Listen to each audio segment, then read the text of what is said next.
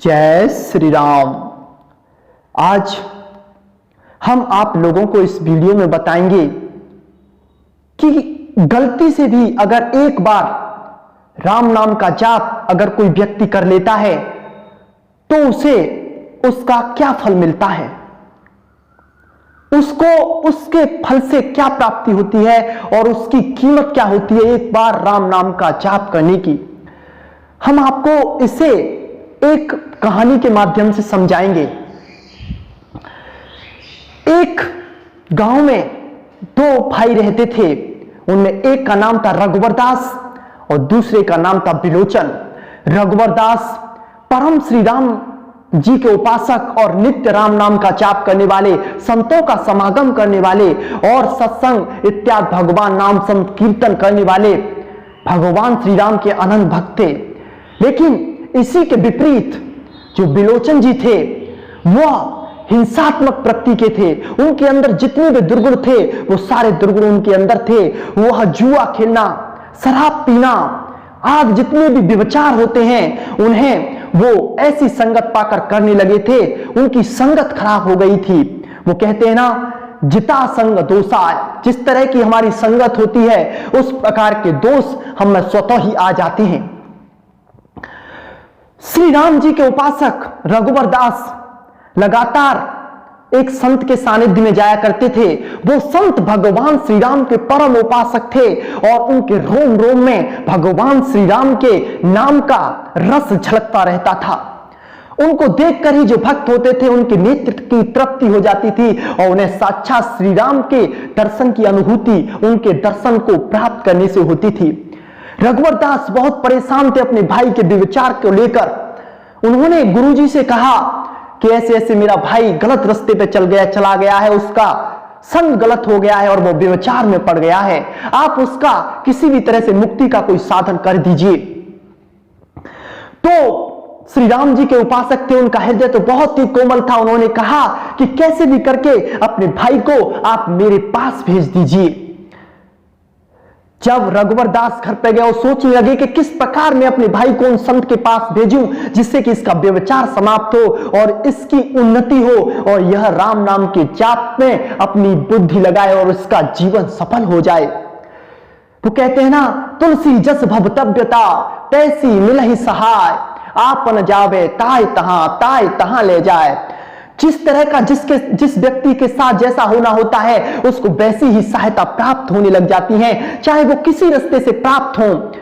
ऐसे ही बिलोचन जी को अपने मित्र के द्वारा इस बात का पता चला कि हमारे गांव में एक संत आए हैं जो कि जितने भी दीन गरीब हैं उनको वो धन इत्यादि दान देते हैं और उसके बदले वो ज्यादा कुछ करवाते भी नहीं, बस राम नाम का जाप करवाते हैं। तब उनको उन संत से पैसे लेने की उनकी वृत्ति हुई और अपने व्यभिचार में उनको पैसे की जो तंगी का सामना करना पड़ रहा था उसकी वजह से उन्होंने सोचा कि संत की सहायता लेकर हम इस तंगी से मुक्त हो सकते हैं। जब वो घर पे आए तब रघुवर दास उनसे कहना ही चाहते थे, तभी उससे पहले ही बिलोचन जी ने रघुवर दास से कहा कि आप जिन संत के पास जाते हैं क्या वो सभी दीन गरीबों की सहायता करते हैं? पर हाँ, रघुवर दास बोले वो सभी दीन गरीबों की सहायता करते हैं, बस बदले में राम नाम का जाप करवाते हैं। तब उन्होंने कहा कि अगर मैं उनके पास जाऊं तो क्या वो मेरी भी सहायता करेंगे? तब रघुवर दास मन में प्रसन्न होकर प्रभु की कृपा समझकर, अपने ऊपर प्रभु की असीम कृपा जानकर, संत की कृपा समझकर हृदय से कहते हैं कि जाओ, तुम्हें उनके पास जाओ, आपको जो सहायता होगी वो करेंगे, बस आप उनकी बात को मान लेना। तब बिलोचन जी वहां पर सुबह ही नित्य स्नान आदि क्रिया से निवृत्त होकर वहां पर गए और उन संत को प्रणाम किया और उनसे अपनी जितनी भी बातें थी वो सच कह दी कि मैं ऐसे ऐसे व्यभिचार करता हूं और इसके लिए मुझे पैसे की आवश्यकता है।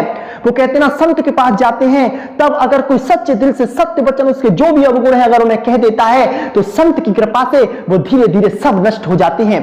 संत को उन पर दया आई और श्री राम जी की उन पर कृपा उन्होंने जानी, तभी तो वो उनके पास गए थे। इस प्रकार विचार करके उन्होंने कहा कि मैं तुम्हें सहायता तो दे सकता हूं, लेकिन तुम्हें मैं जो सहायता दूंगा उसके बदले तुम्हें राम नाम का जाप करना होगा। आपको मैं जब सहायता दूंगा जब आप यहां पर एक बार राम नाम का जाप सच्चे दिल से करेंगे। तब बिलोचन जी इस बात से तमतमा गए और क्रोध में आकर कहने लगे कि मैं कोई राम नाम का जाप नहीं करना चाहता और मुझे राम नाम के जाप में आसक्ति भी नहीं है, मुझे इसमें कोई आनंद की अनुभूति भी नहीं होती है। तब संत भी बहुत अठीले थे, उन्होंने कहा कि मैं जब ही तुमको दान दूंगा तब तुम राम नाम का जाप कर लोगे।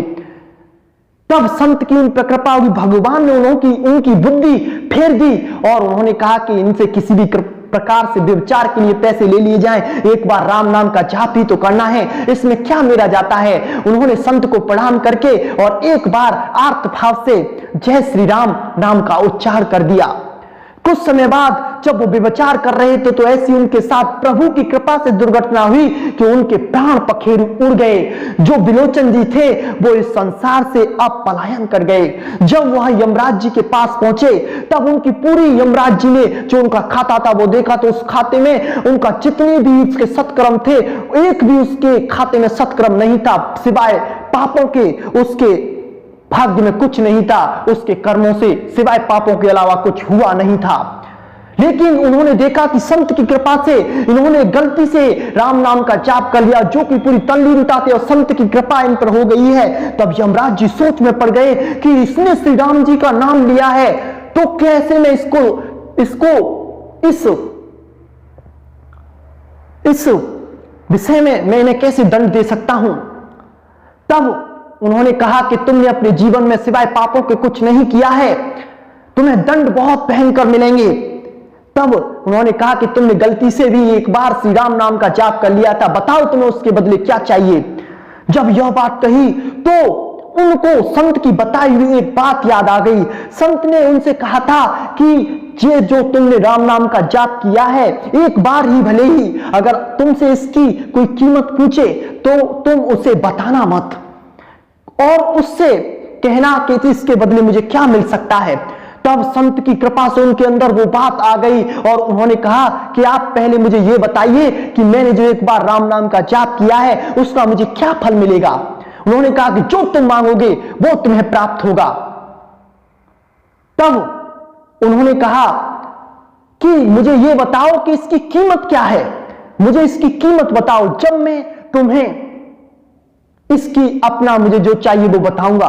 यह बात सुनकर यमराज जी सोच में पड़ गए कि उन्हें पता था कि राम नाम की कोई कीमत नहीं होती है, उसके बदले जो मिल जाए वो थोड़ा ही है। वह इस धर्म संकट में आकर शंकर भगवान के पास पहुंचे, उन्होंने वह पूरी व्यथा शंकर भगवान को बताई। शंकर भगवान भी उसकी कीमत ना बता सके। उन्होंने कहा कि इसकी कीमत तो स्वयं क्षीर सागर में निवासी साकेत धाम के निवासी प्रभु श्री रामचंद्र जी ही बता सकते हैं। जब उनको श्री रामचंद्र जी के पास जाने के लिए कहा गया तब उन्होंने कहा, जो बिलोचन जी से उन्होंने कहा कि मैं ऐसे नहीं जाऊंगा, मेरे साथ मेरे लिए एक पालकी लाई जाए, मैं उसमें बैठकर जाऊंगा और मेरे पीछे तमाम जो भी तुम्हारे इस साम्राज्य में जो जितने भी सुख के साधन है वो मेरे साथ सारे के सारे चलेंगे। अब तो बिलोचन जी के पीछे पीछे जितने भी यमराज के पास जो सुख की सुविधा थी, स्वर्ग के जितने भी सुख थे वो पीछे पीछे जा रहे हैं और बिलोचन जी एक बार राम नाम के जाप के प्रभाव से पालकी में बैठकर देवताओं के सवार ऊपर होकर जा रहे हैं। जब वो साकेत धाम में जाकर पहुंचे तब उन्होंने श्री राम जी को यमराज जी ने और शंकर भगवान ने उनकी जो भी कथा थी वो सारी बताई। तब प्रभु श्री राम ने आर्त भाव से उस भक्त को अपनी गोदी में बिठा लिया। प्रभु ने कहा कि बेटे एक बार राम नाम के जाप करने की ये तो कुछ कीमत नहीं है, इससे भी ज्यादा कीमत होती है। तुम जो चाहो वो पा लोगे, तुम्हें बताओ क्या चाहिए। एक बार संत की कृपा से उन्होंने राम नाम का जाप किया था, उसकी वजह से उनका मोक्ष हो गया और उनको मुक्ति मिल गई। और उनके भाई रघुवर दास की भी कृपा से उनके भाई की जो गति हुई वह कहने में और सुनने में राम भक्तों के लिए संजीवनी बूटी का कार्य करेगी। हम लोग राम नाम का जाप करें तो हम कैसे भी करें, एक बार भी हमने अगर राम नाम का जाप किया है तो जिस तरह से बिलोचन की मुक्ति हो गई थी उसी प्रकार से हमें जो चाहे वो प्राप्त हो सकता है। राम नाम के जाप की कोई कीमत नहीं होती है। तुलसीदास जी ने रामायण में कहा है, कहां कहो कहे नाम बड़ाई, राम न सकहि नाम गुण गाई। तुलसीदास जी ने तो राम के नाम को राम जी से भी परे कर दिया है, उनकी शक्तियों से भी बढ़ा बताया है। आप एक बार भी सच्चे दिल से अगर राम नाम का जाप कर लेते हैं तो आपको जो चाहिए वो प्राप्त हो सकता है। अगर आप संत की कृपा से, अगर किसी सदगुरु के सानिध्य में जाकर अगर राम नाम का जाप करते हैं तो आप थोड़ा भी भजन करेंगे, उसका प्रभाव आपके जीवन में कई गुना आपको देखने को मिलेगा। तो दोस्तों आज के लिए बस इतना ही, शेष चर्चा बाद में। जय श्री राम।